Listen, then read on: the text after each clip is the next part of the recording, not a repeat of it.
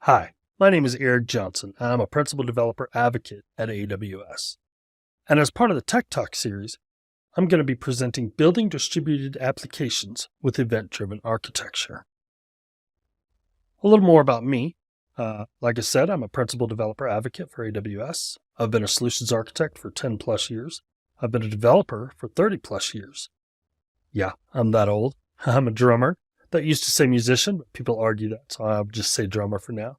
And I'm a foodie. I love pizza. I love all things pizza and Diet Dr. Pepper, and I don't believe pineapple should ever be on pizza. All right, so let's get back on topic here. Let's look at our agenda for today. So we're going to be talking about enterprise integration patterns, event-driven architecture, and handling event duplications using idempotency or idempotent architectures. So let's jump in with enterprise integration patterns. When we think of integration, we often think coupling, we also think dependencies. And coupling is really integration's magic word. Coupling is a measure of independent variability between connected systems. How dependent are the systems on each other? Decoupling has a cost, both at design and runtime. These are things you need to think about as you're designing applications, especially distributed applications. Coupling isn't binary. Is A dependent on B? Is B dependent on A? Is it both? Coupling isn't one-dimensional. It can have lots of different types. In fact, let's look at some examples of coupling. And it's funny, when we were thinking through this list, some of these I hadn't even thought of. But if you think of coupling, you can think about technology dependency, like Java versus C++. We only use Java in this house, or we only use C++, or Node, or Python, and we use the benefits and limitations of that. Location coupling, IP addresses, DNS, data format dependencies. We are only JSON or we're binary. Data type dependencies, int16, int32. You get the picture as we go through these. One we'll talk about throughout this series a little bit is temporal dependency, sync or async, and location dependency. So let's jump on. Gregor Hope says in his enterprise integration patterns, it says the appropriate level of coupling depends on the level of control you have over the endpoints. And this is really important when you're designing an application, especially a distributed application. How much dependency are you going to put on endpoints that you can't control? That if they were to go down, your application is going to go down. And this is something to keep in mind as you think that through. So what we're going to do is we're going to look at some patterns that are considered best practices or things we can improve on. So let's start with the synchronous pattern. And this is a very common pattern we see. It's often called the request response model. So here's how that works. You have a sender, they send a request. You have a receiver who processes the request and responds to the sender. It's very simple. The advantage is here. It's low latency. It's very quick. It's simple. Like I said, request response, and it fails fast. And this is really handy because you know immediately if it doesn't work. I sent it, it didn't work, I know it's not working, right? So that's a really good advantage. However, it has some disadvantages as well. For instance, what happens when the receiver goes down? When the receiver goes down, the entire application's down because the sender relies on the receiver. There's a tight coupling here. So the receiver failure. The second thing you can have is when you get throttled. So if you get a lot of senders building up, then you're also not just, you're going to have receiver failure, but you're going to have receiver throttle. So it begins to slow down. So an answer to that is we encourage developers to look at going asynchronous instead of synchronous.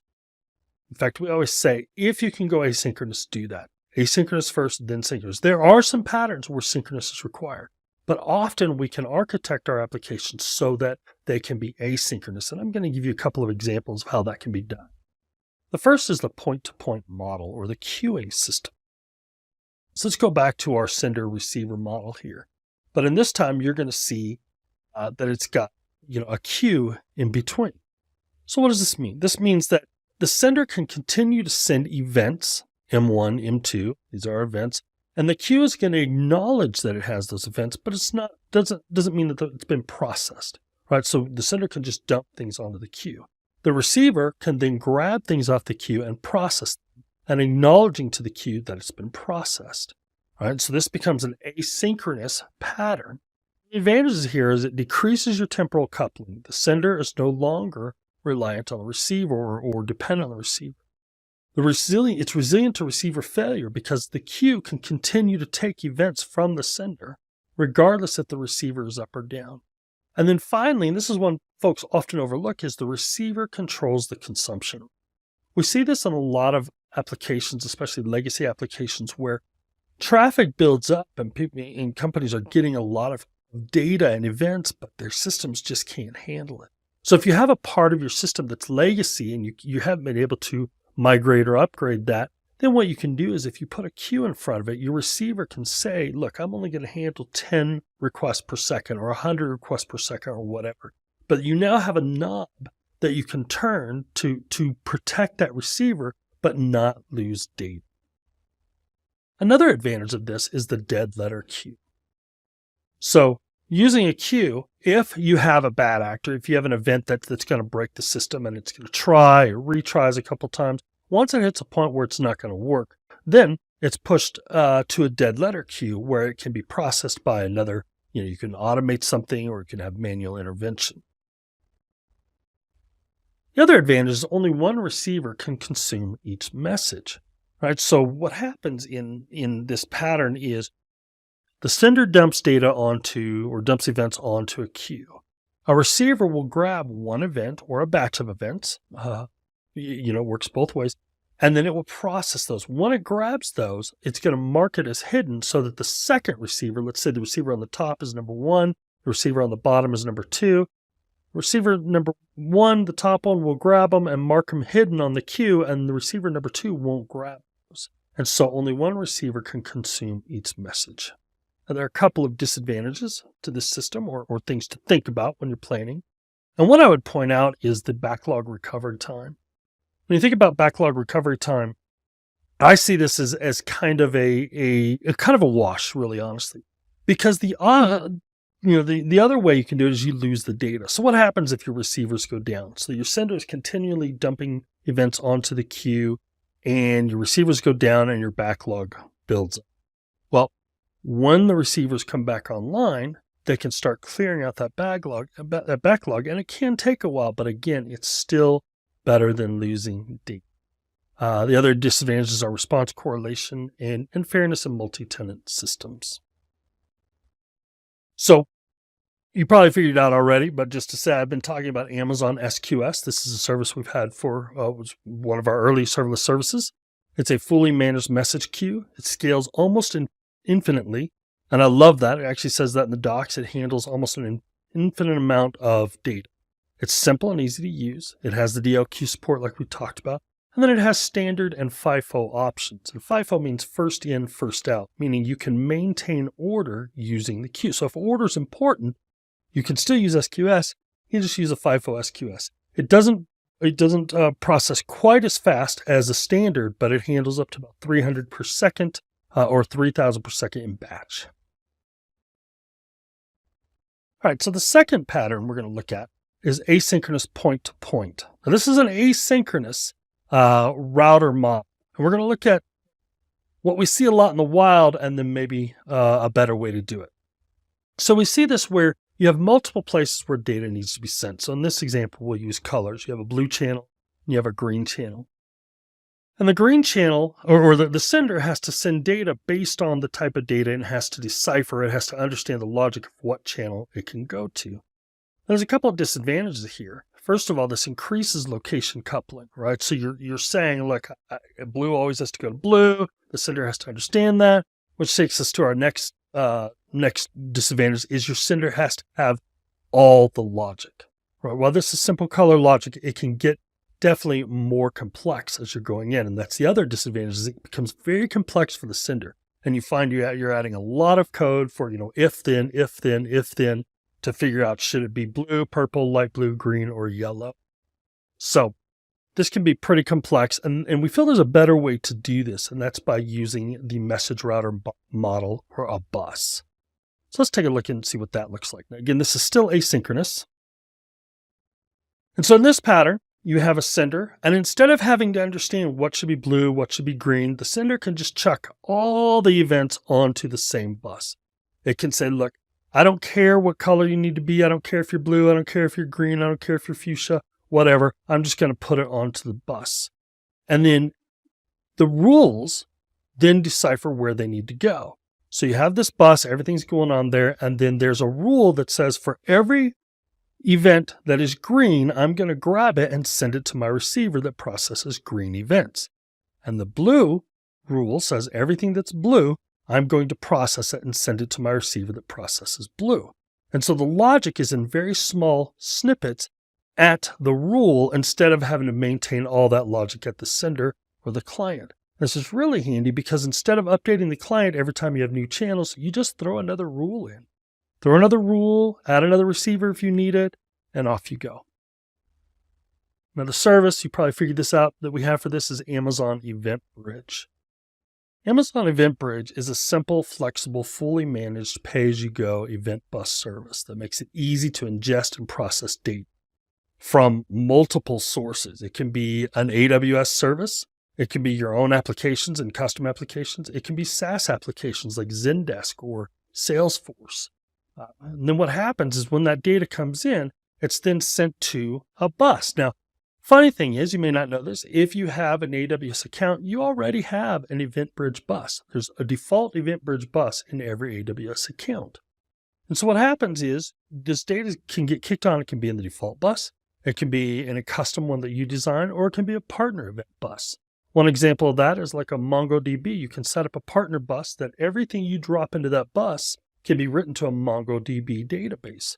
Or vice versa, if you write something to the database, it can get dropped into the bus and you can grab that with a Lambda function or a Fargate instance or something like that.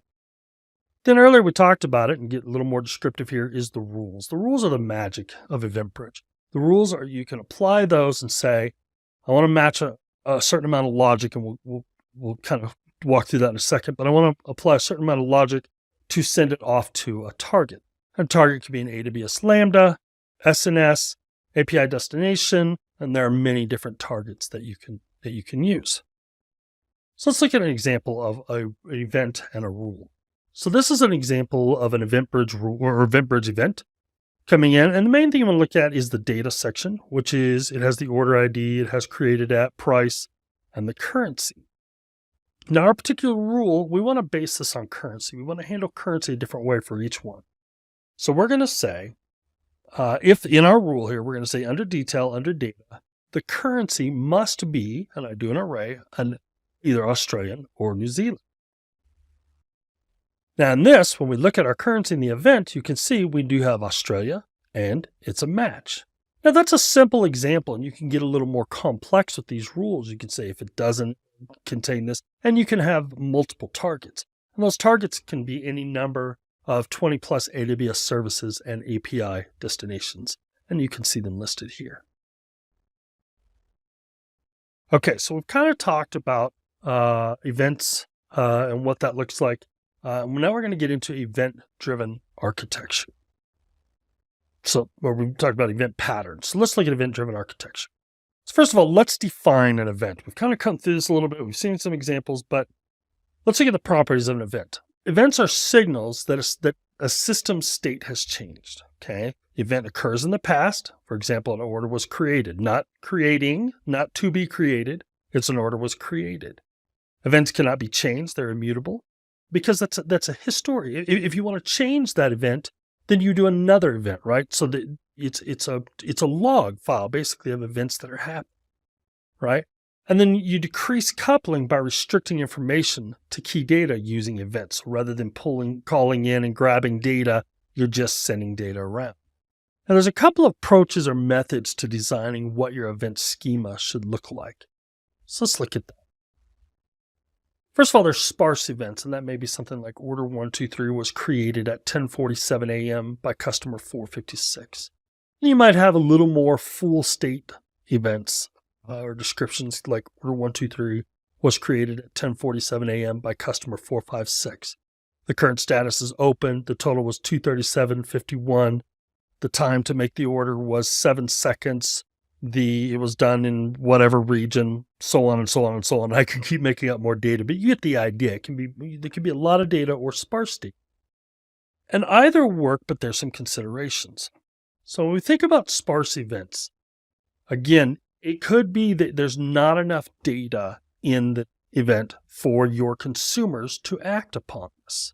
There's a couple options here. We can add more data to the event, or you might look at, having a DynamoDB or a database, some type of a database to store the data, or maybe S3, where the consumer can say, okay, I've got a pointer to the data. Now I'm going to go read more and find out more about it. But that can add some latency. So there's a balance on deciding what needs to be in the event and what they need to reference to get more information. Now, full state descriptions, also there's some considerations there, right? And so when we think about an event schema should be backwards compatible, right? So what that means is as we fill data, it needs to be backwards compatible. It needs to work even as we move forward in time. So a great example, and I've seen this actually, this is a working example that I had with a customer where they had order ID in their event, much like this, order-ID in snake case. But some of their systems down the line handled their order ID as order ID in camel case, so uppercase order, uppercase or uppercase I, right? So they added both into the event. So now every time they would populate the order ID, it would populate both parameters.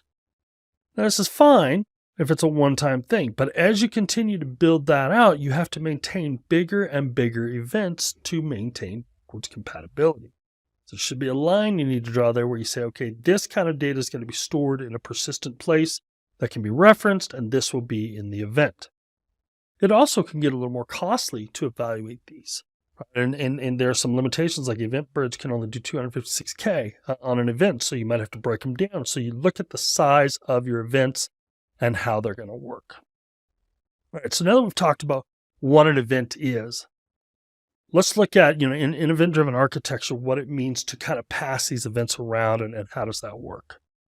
And the first concept we're going to talk about is choreograph. We choreograph events between domains using subscriptions. I'll explain that in a second. The idea here is, let's say, I've just got two listed here, but let's say we have retail and we have fulfillment, but we also have reporting and we have admin, we have ordering. Let's say we have 20 other domains that all need to know when retail has an order come in.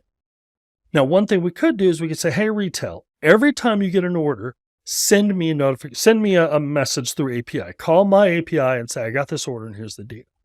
So what ends up happening is when retail gets that, it has to make 20 API calls to each of the domains to say an order has been done and now you do your thing. In event-driven architecture, we kind of flip that around a little and we say, let's use a subscription. So retail creates a subscription process, or what we call a topic, where you can say, rather than me sending notification, fulfillment says, notify me when an order is created. I'll subscribe to your topic. I'll create a subscription. And so does every other service, orders and reporting and all that. And they say, when retail, you get something, we want to know and we'll subscribe to you. So when retail gets an order, they create an order, all they have to do is send a message to the one place, to their topic, and all the subscribed services will get a notification. So this allows events to be passed across domain from domain to domain. And in this example, I'm kind of talking about the idea of a SNS topic. So I subscribe to that, you notify me, so when an order happens, I get notified. But it also can be like an EventBridge, and we can use, hey, retail will kick an event out onto EventBridge, and fulfillment has a rule that says, if this pertains to fulfillment, then I need to act upon it. So there's other ways that do. Now, once we get inside the domain, we go back to our retail, for example, here, then we look at orchestration, and we orchestrate state changes, orchestrate functionality inside the domain. So for this example, an order comes in and retail. So we got to do a couple things before we can actually create the order. First of all, we have to say, hey, do we even have what they're asking for? Are we out of stock on that widget or whatever? So we're going to check in our inventory manager. Yes, it's in stock. So then we're going to go to our invoice manager. It's going to create the invoice. Then once that happens, we can say an order has been created, and we kick that out onto EventBridge or to an SNS topic like we were talking about a moment ago.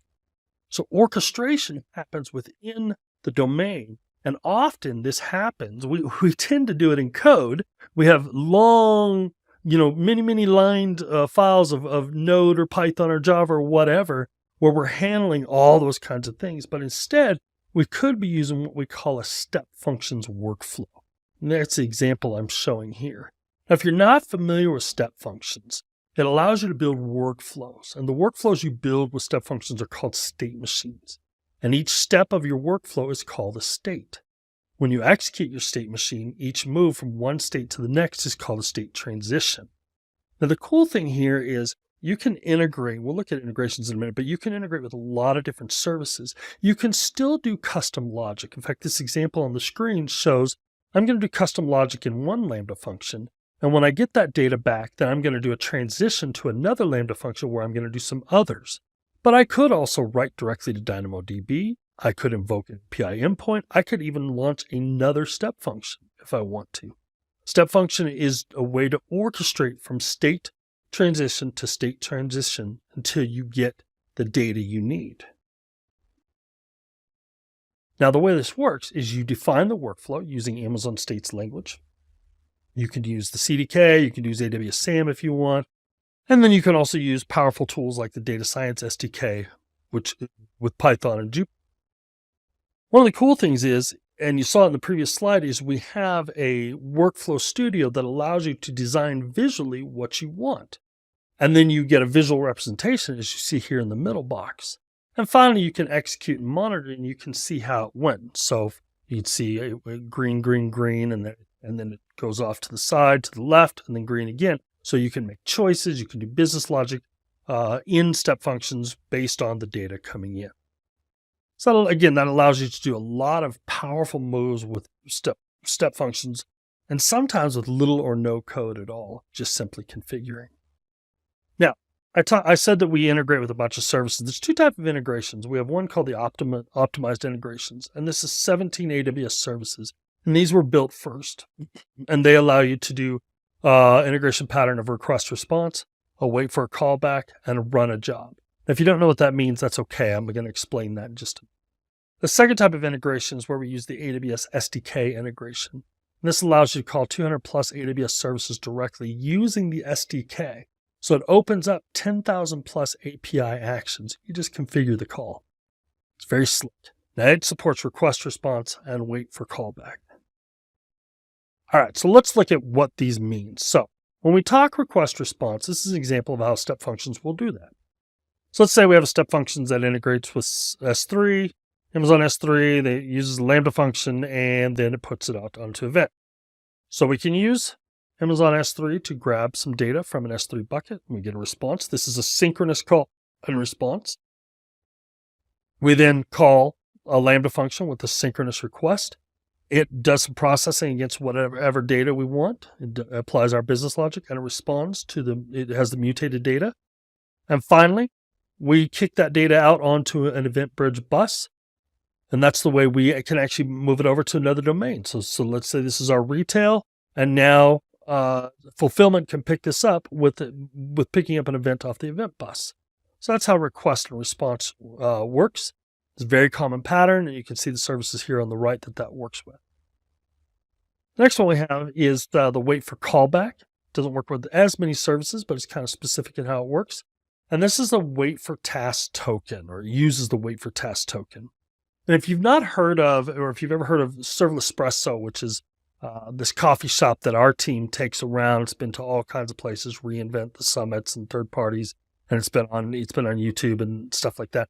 We use this constantly. We heavily use step functions to build Serverless Espresso, and we use the waitForTaskToken. When you make an order of coffee, it actually sends it out, and then the step functions wait until the barista accepts the order. And then then it sits and waits again until the barista says they've created it, and it kind of prompts action to go through the step functions until completion. And so the way this works is we send a message through SQS, and we kick in. The event has a waitForTaskToken on it. It's just a long number.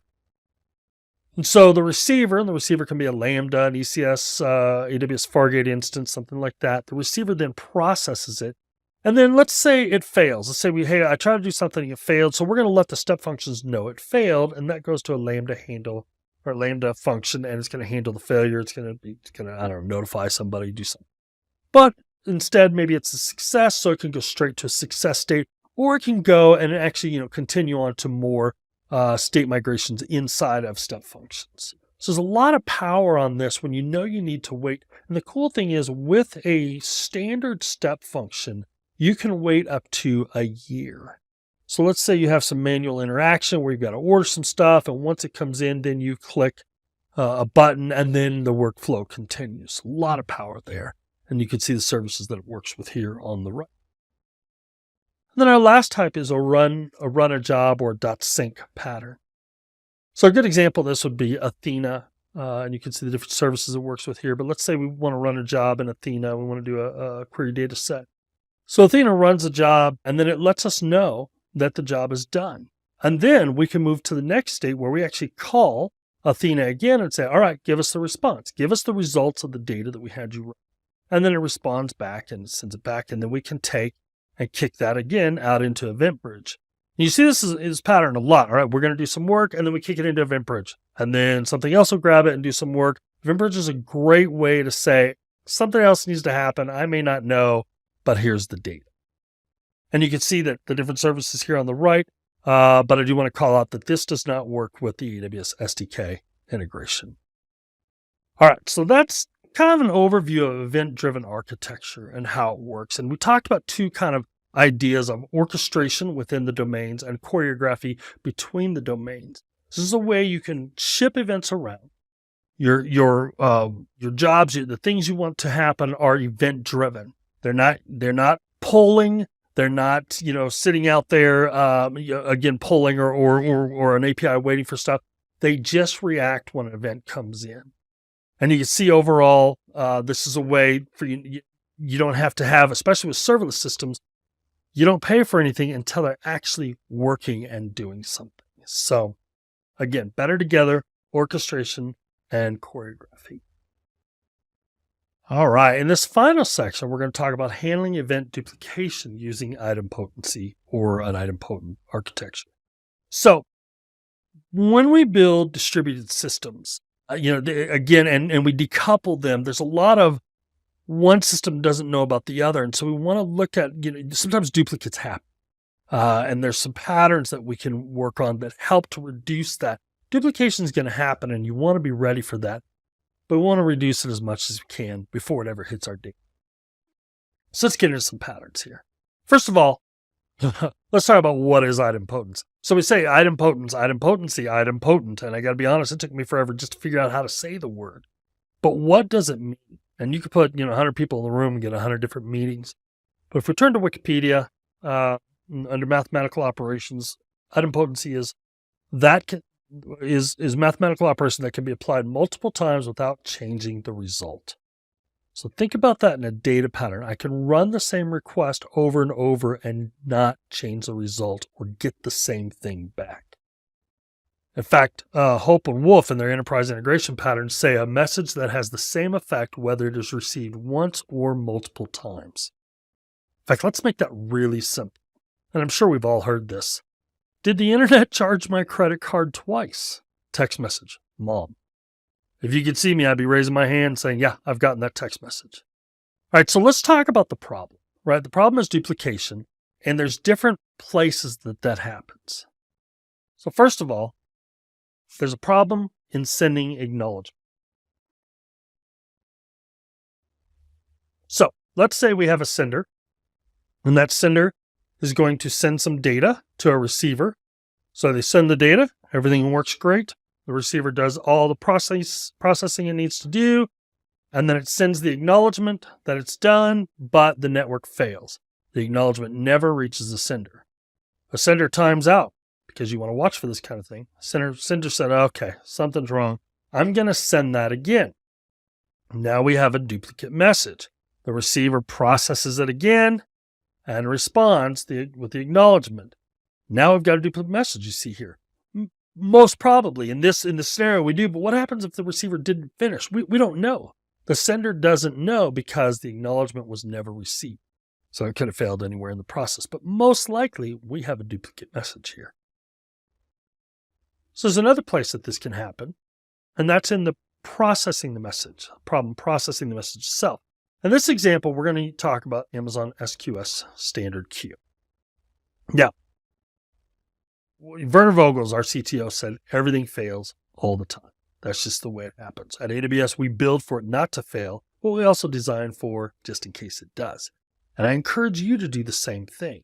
And idempotence is, and you'll see in a little bit, is something we build into our services to help reduce that. But things go wrong. So for example, let's look at how SQS works. So let's say we have a sender, and that sender is going to send data. So it sends an event. SQS, the first thing we do is we make duplicates of it. Okay, so that helps it to be redundant and resilient. So what if one part goes down? We still have the data elsewhere. So the data is not lost. When a receiver picks up the event or batch of events, it then hides those events in the queue. They're still there, but they're hidden so that no other receiver can get it. But what happens if the receiver fails? What happens is the SQS timeout returns the data. Once it times out, the data is returned to the queue, and those are available again. Now, we don't know if the receiver processed it. Did it write it to the database? Did it not? Did it charge a credit card? Did it not? We don't know. So another receiver comes in, and it picks up the message, and everything goes as planned. It does it, it's gone, and they eventually are taken out of the queue. And now we most probably or possibly have a duplicate data. Another example is the Amazon SQS at least once delivery process. Now, this is where we say sometimes the service fails. Okay, so in this example, we have our sender, it sends data again, and we have our duplicate. Then our receiver pulls that data, and it's doing its job. But SQS, for some reason, maybe an incident has happened, something's gone on, doesn't block another receiver from picking up the same piece of data. So these are treated as two different pieces of data rather than copies of the same data. And now you most probably have a duplicate. It doesn't happen often, but it does happen. And that's why we say with the SQS, it's an at least once delivered. So how do we deal with this? How do we deal with idempotency in general? And the first thing we're going to do is talk about kind of dealing with it in code and then how we do it in AWS services, or much of what you're going to see is how we do it. So first thing was we need idempotency tokens.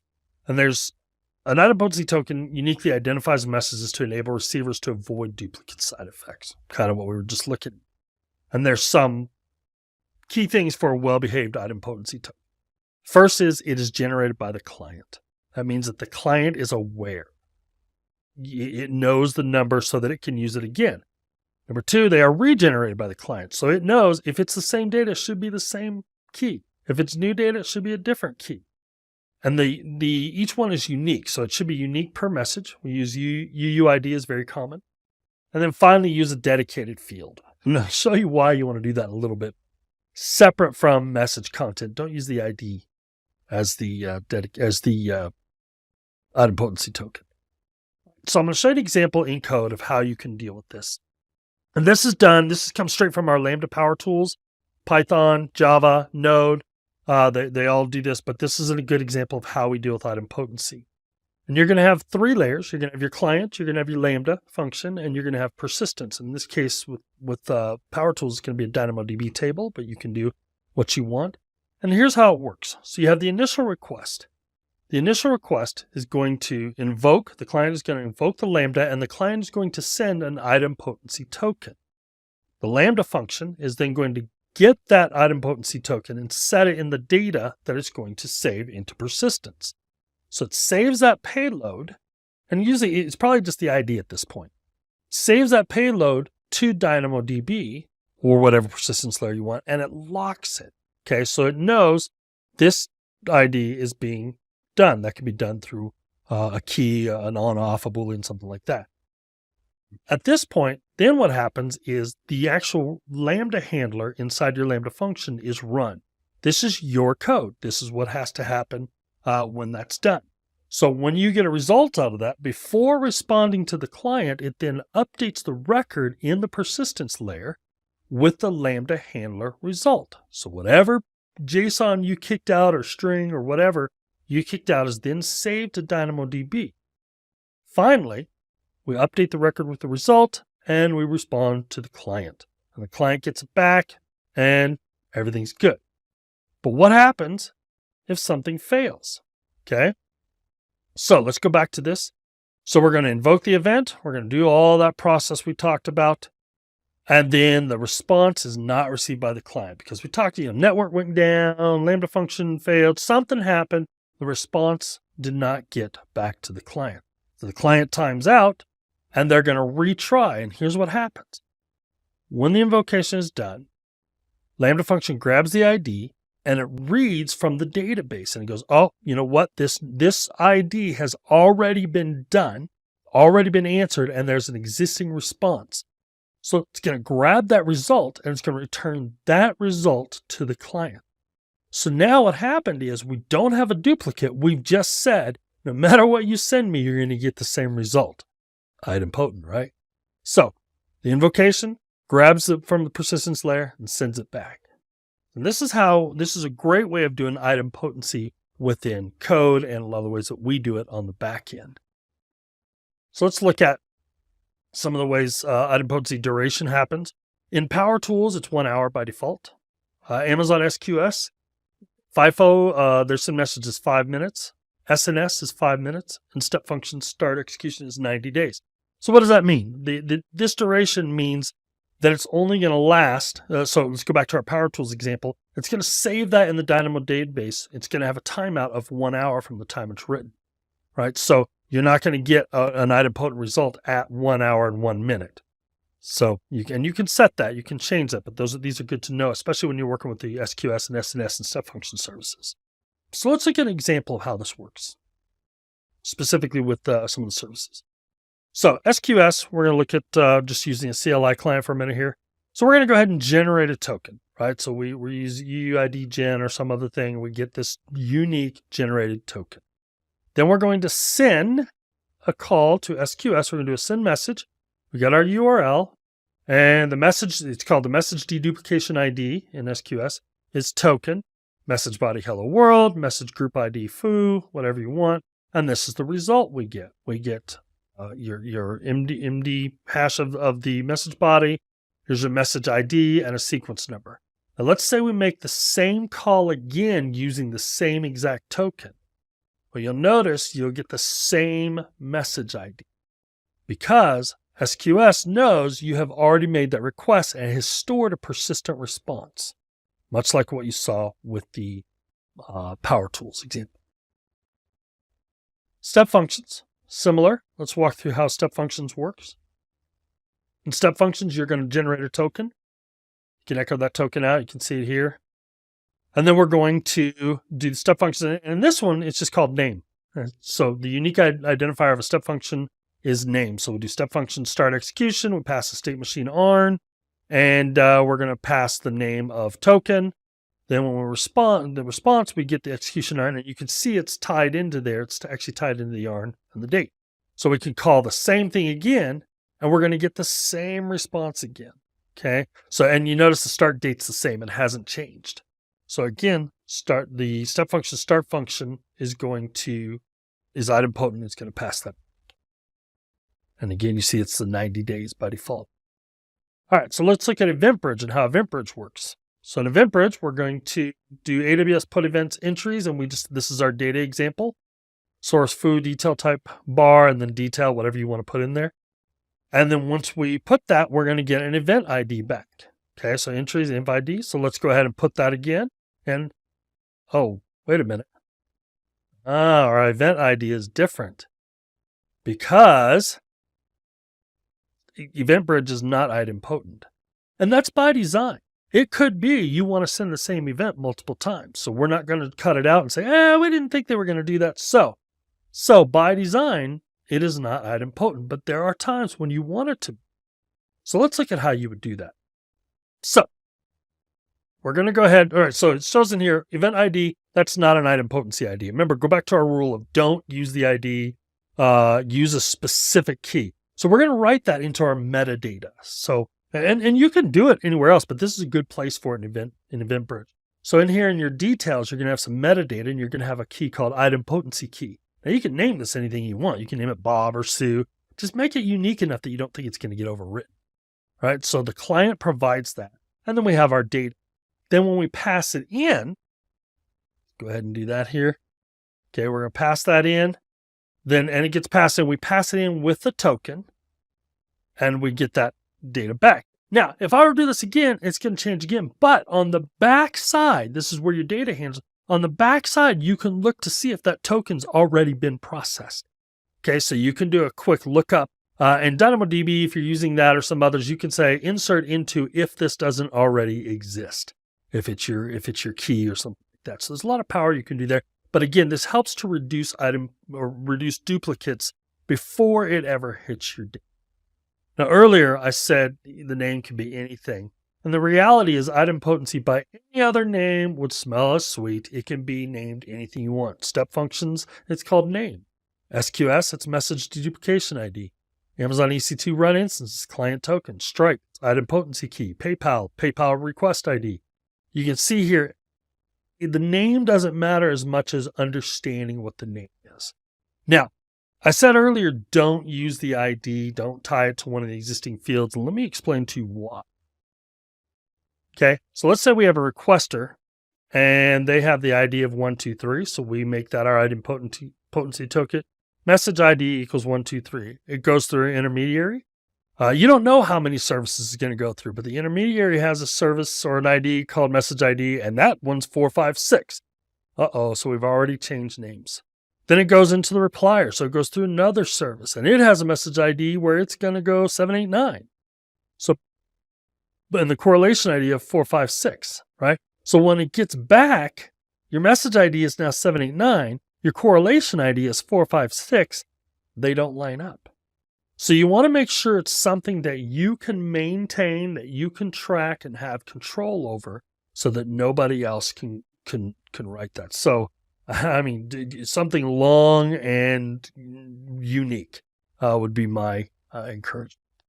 Well, I hope that helps you to understand when you're building distributed systems, how to look for patterns that you can improve on, how to understand choreography and orchestration inside the domains, as well as reducing duplication by using idempotency patterns. I encourage you to keep learning. Don't stop here. This is actually did a presentation much like this at reInvent, and this is the resource page that you can grab where we have the power tools, and we have some of the different resources that I use when putting this together. So I encourage you to grab this QR code or grab the link there, s12d.com API 311-22. I also encourage you to look at Serverless Land. We were updating this constantly. This is a website produced by my team where we aggregate all kinds of data. We have learning paths. We have code snippets and patterns and examples. We just added a new section for repos. We're aggregating repos that have all kinds of examples. You can, anytime you want to learn about serverless, event-driven architecture, this is a great place to do it. It's a great resource. With that, again, my name is Eric Johnson. You can find me on Twitter at EDJGeek. I love to help out. If you have questions, reach out to me. If you have, if you want to talk pizza, that's fine. But I'm glad to help. One warning is if you follow me, is I talk a lot about serverless. I talk a lot about event-driven architecture. I also talk a lot about my family and pizza and Diet Pepper and drumming and all those things. So you get the good with the bad. And I hope this was helpful, and let me know. Thank you.